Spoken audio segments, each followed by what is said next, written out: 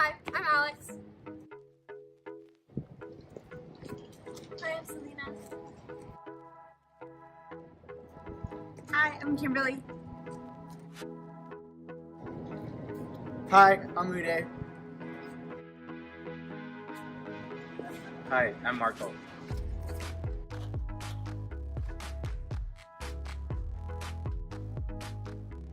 Gray water is lightly used water from your laundry machine, bathroom sinks, showers, and tubs.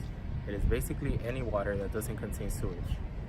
Our project will be focused on laundry gray water systems that can be installed in San Diego without a permit. Our sponsor, Brooks Larson, is the CEO of H2Ome, which is a company that provides services such as installing rainwater harvesting tanks and gray water systems, as well as workshops and professional training to help others learn about water conservation methods. The problems we are seeking to solve are a lack of visualized data and knowledge on the effect of laundry gray water on soil pH. We intend to solve these problems by developing a map using GIS that will present data in a user-friendly way and conducting experiments that will examine the effect of laundry water from different detergents on soil pH. Our intent is for a project to increase public knowledge and acceptance of gray water systems as an effective water conservation method. We'll be showing how many and where these systems have been installed in San Diego, as well as the experimental data that can show the potential impacts on soil.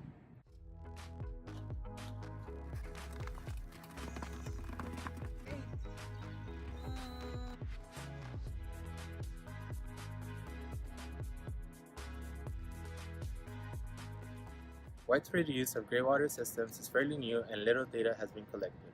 We're approaching this problem with the intention of creating a map using our sponsors' data as well as our own. We will also be conducting an experiment to test how soil pH reacts to different detergents. Gray water systems are a fairly new concept for most of us, so we researched about how they're designed and function. We narrowed the scope of our project to only laundry gray water systems, which required further researching on the effect of gray water on soil pH.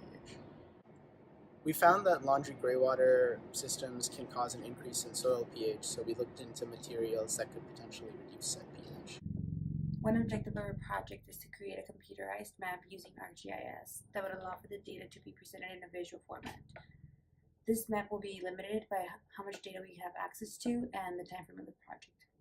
The data will come from three sources: data a sponsor has collected, a survey sent out to the sponsor's clients, and data from site visits we conduct. The data from a sponsor includes client-specific information, such as their address, what type of system was installed, and the date of installation. We created a survey that some of our sponsor clients have filled out that includes questions about how much laundry they do per week, what type of detergent they use, and if their system was installed by a contractor or by themselves. Our data from site visits includes the soil type and the pH of the soil inside the gray water basin and outside the gray water basin. In order to determine the soil type, we use the shake test. A sample of soil from an area of the yard that does not come in contact with gray water is put into a jar.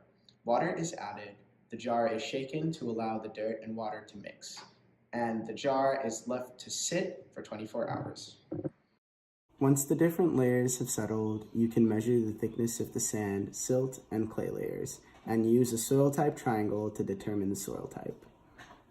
In order to get the pH measurements, we use a vernier pH sensor. A soil sample is mixed with the ionized water, the sensor probe is put into the sample, and the pH can be read on the screen.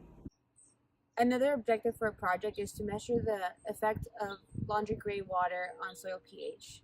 We know that pH can be affected by different factors like irrigation, rainwater, nutrients added to the soil, or plants in general, but our project will only be looking at the effect of each detergent.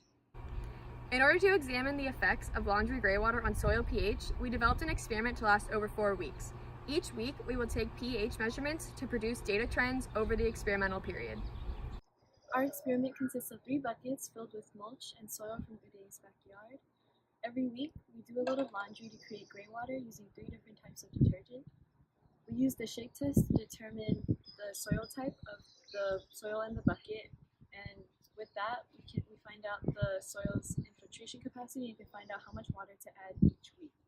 And after adding laundry detergent to this water, we pour the water in the bucket, and 2 days later, we collect the sample and we measure its pH. The team's first task was to research and define the project for the project plan presentation. They then spent 2 weeks designing their site sampling method and experiment and obtaining the materials and equipment. Site visits started April 29th of week 4 and will continue for 2 more weeks. There have been 7 site visits so far. The experiment began on May 3rd and will run for about 4 weeks. Every Friday, samples are measured for pH and more gray water is added.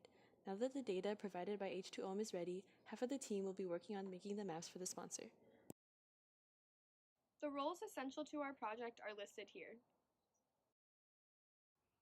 As of now, we have made great progress on each aspect of our project. We have visited 7 of our sponsors' sites and determined the soil type and taken pH measurements at each location. We also have completed 1 week of our laundry control experiment and will continue to add laundry water and measure the pH in the bucket each week. At the beginning of our laundry experiment, we discovered that the activated carbon did not lower the pH as we thought it would. We decided it was best to focus more on other aspects of our project rather than find another material to reduce pH. We've obtained data from our sponsor over the quarter, and we contacted a GIS librarian to figure out the best way to present our data and will begin the actual mapping in the near future.